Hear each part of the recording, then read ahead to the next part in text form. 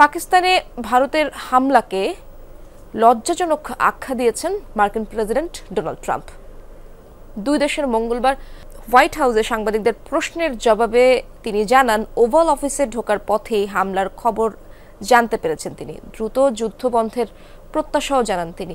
অপর এক বিবৃতিতে মার্কিন পররাষ্ট্রমন্ত্রী মার্কো রুবিও জানান, ভারত পাকিস্তান পরিস্থিতি পর্যবেক্ষণ করছে যুক্তরাষ্ট্র। বলেন, শান্তিপূর্ণ সমাধানে উভয় দেশের সাথে যোগাযোগ করবে ওয়াশিংটন।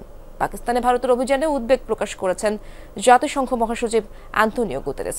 এক বিবৃতিতে তার মুখপাত্র স্টিফেন দুজারিক বলেন, উভয় দেশকে সর্বোচ্চ সংযত থাকার আহ্বান জানিয়েছেন গুতেরেস। এটা লজ্জাজনক। আমরা এখানে আসার পথে মাত্র জানলাম খবরটা। আমার ধারণা, অতীতের অভিজ্ঞতা থেকে মানুষ জানতো কিছু একটা হতে যাচ্ছে। সত্যিটা হলো, তারা দীর্ঘদিন ধরে লড়ছে, দশকের পর দশক ধরে লড়ছে। আশা করছি খুব দ্রুত শেষ হবে সংঘাত।